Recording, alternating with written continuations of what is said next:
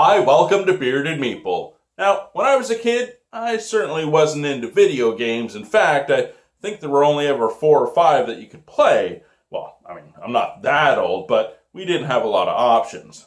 Well, today, we're going to take a look at a roll and write that's a direct translation of one of the classics that I used to love.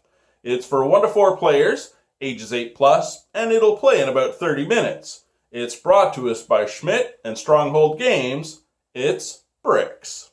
Let's take a look at it. In the game, we have a colored die and a D4. Each player will receive a clear token, a marker, and a double-sided sheet. One side showing the shapes, the other your player board. Let's take a look at the gameplay. The game is basically Tetris, the roll and write. The active player will roll both dice. The number and the color will determine which shape every player is going to draw on their player board. You're attempting to fill as many spaces as possible as the bricks fall in a row to optimize your points. If the active player doesn't like the roll, they may roll both dice a second time. They will then place the token on the appropriate shape, locking it in for all players. However, you can move the token in that row to rotate the shape by spending energy. As the bricks fall, you're attempting to fill rows and earn points. A completed row will earn 5 points. Only 9 spaces fill will earn 2. And if you can only fill 8 spaces in a row, you'll earn 1 point, marking your point values in this left-hand column. As gameplay proceeds and you fill the board, your point values will increase.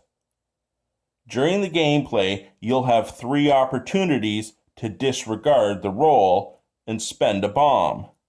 If you don't like the roll that the active player locked in, you can spend a bomb to ignore it. However, unused bombs are worth points at game end. And there's an incentive in the energy bar to complete multiple rows on the same turn. Complete 2 rows, you can place an X on the leftmost number. Complete 3 rows, place 2 X's. Complete 4 rows at once, you can place 4 X's. This is a fantastic chance to earn bonus points during gameplay. Depending on the number of players, it will determine how much energy you start with. Select a start player, and the player to their right will select a shape from the first column with which they'll begin the game. This continues counterclockwise with each player selecting a different shape. We're ready to begin. Gameplay has progressed, and everyone's taking turns being the active player, rolling both dice once or twice and locking in that shape for every player to draw.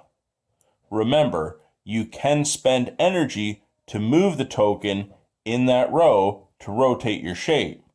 However, let's say the shape was green 3.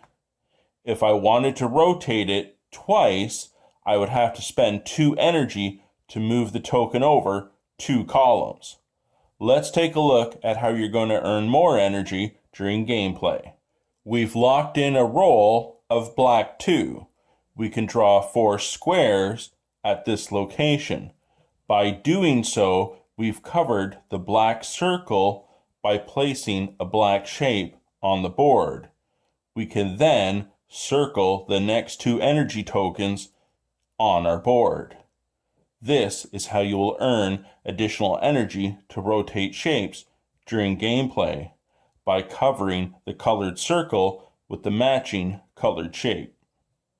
And as you continue to earn energy tokens during the game, if you circle a pink X, you can then cross out another number, earning additional points in the energy bar. During gameplay, if you can save up enough energy, you can spend 5 in 1 turn and draw whichever shape you choose on your player board.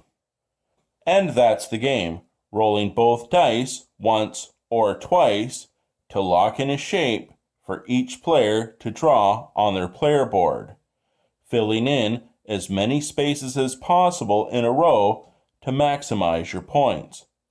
Don't forget to utilize the energy to manipulate the shape or a bomb if you don't like the roll at all. And the more rows you complete on a single turn, you'll earn more bonus points. The player with the most points will win.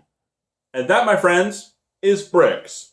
I enjoyed it, but don't get me wrong, this game is light and casual, and it does everything a filler game's supposed to do.